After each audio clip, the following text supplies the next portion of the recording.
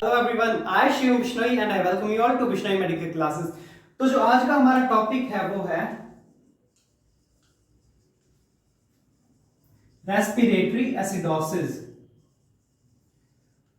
हम लोगों का टॉपिक चल रहा था मेटाबॉलिक एसिडोसिस, वो हम लोगों ने पिछली वीडियो में कवर कर लिया था। वैसे जो हमारा मेन टॉपिक था वो था एसिड बेस डिसऑर्डर्स, तो आज हम उसके अंडर करेंगे आपका रेस्पिरेटरी एसिडोसिस। एसिडोसिस की कंडीशन मैंने आपको ऑलरेडी बताया है, जब आपकी बॉडी में जो पीएच लेवल है वो 7.35 से कम आ जाता है, उस टाइम पे तुम्हें एसिडोसिस की कंडीशन होती है। और रेस्पिरेटरी एसिडोसिस क्या है उस चीज को समझो।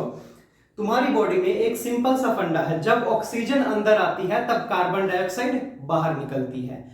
पर अगर वो कार्बन डाइऑक्साइड बॉडी से बाहर ना निकले और वो बॉडी के अंदर ही एक्यूमुलेट होने लग जाए, तो उस टाइम पे तुम्हें कंडीशन होगी रेस्पिरेटरी एसिडोसिस की। तो फिर अब रेस्पिरेटरी एसिडोसिस की एक डेफिनेशन लिखो।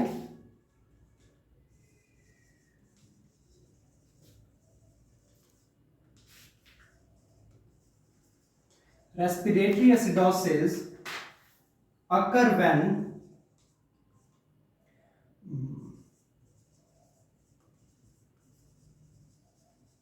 partial pressure of carbon dioxide increases in body with pH decreases।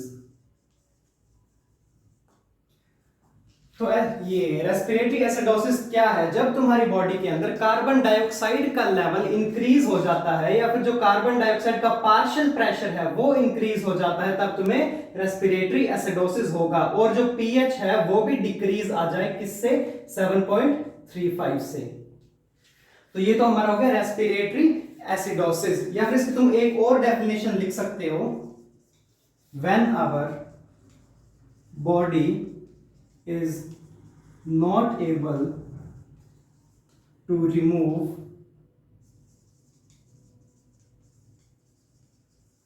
enough carbon dioxide from blood। जब हमारी बॉडी हमारे ब्लड से ज्यादा कार्बन डाइऑक्साइड को बाहर नहीं निकाल पाती, उस टाइम पे भी तुम्हें रेस्पिरेटरी एसिडोसिस की कंडीशन हो सकती है। आगे ना इट अक्कर जरूर लगा लेना, इट अक्कर व्हेन। तो अब एक चीज देखो, इस टाइम पे जो तुम्हारा पार्शियल प्रेशर होगा कार्बन डाइऑक्साइड का, पार्शियल प्रेशर कार्बन डाइऑक्साइड का होगा, वो तुम्हारा इंक्रीज हो जाएगा 45 mm Hg से। तुम्हारा याद करो, नॉर्मल पार्शियल प्रेशर कितना था कार्बन डाइऑक्साइड का? वो था 35 से 45 mm Hg का। पर अगर वो 45 से ज्यादा चला जाए तब तुम्हें रेस्पिरेटरी एसिडोसिस होगा। और इस पार्शियल प्रेशर के साथ साथ जो तुम्हारा पीएच है वो भी 7.35 से डिक्रीज होना चाहिए। अब हम आगे बात करते हैं टाइप्स ऑफ रेस्पिरेटरी एसिडोसिस की।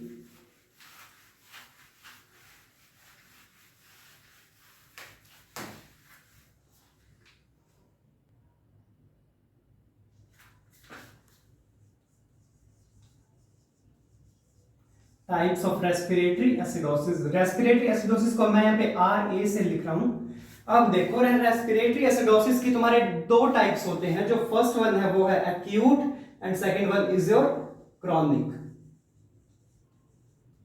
Chronic respiratory acidosis and acute respiratory acidosis.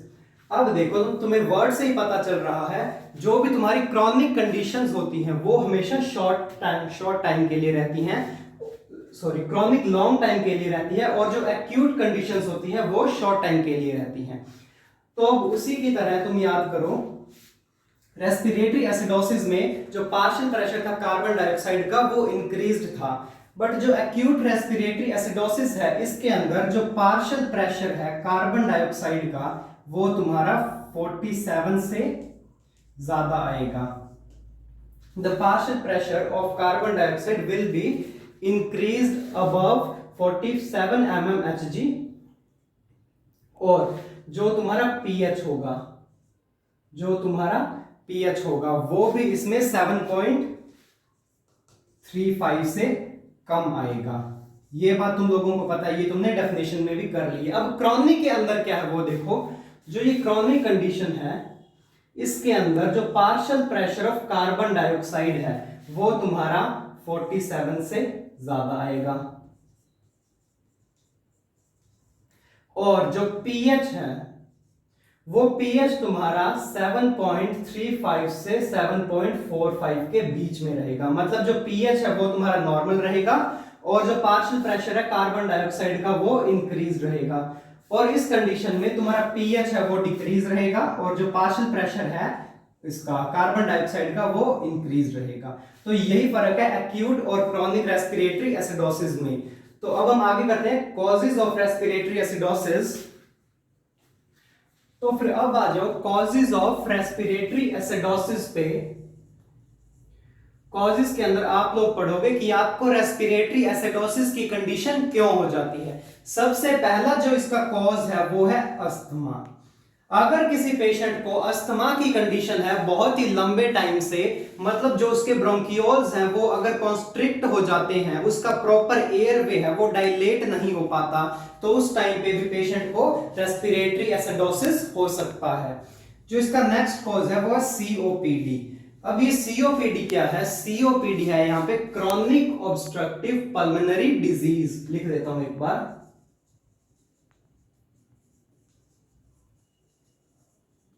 Chronic obstructive pulmonary disease.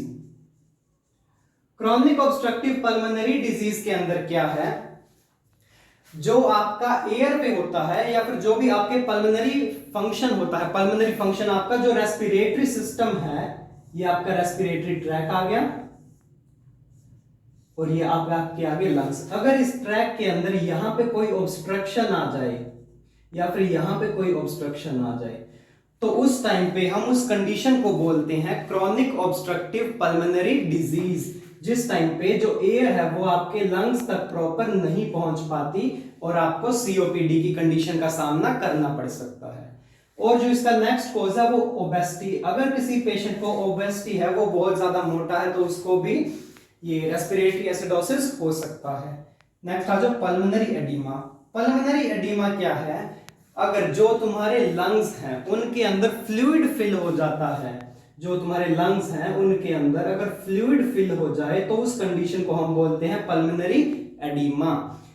तो उसकी वजह से भी आपको रेस्पिरेटरी एसिडोसिस हो सकता है। जो नेक्स्ट कंडीशन है वो है चेस्ट वॉल ट्रॉमा।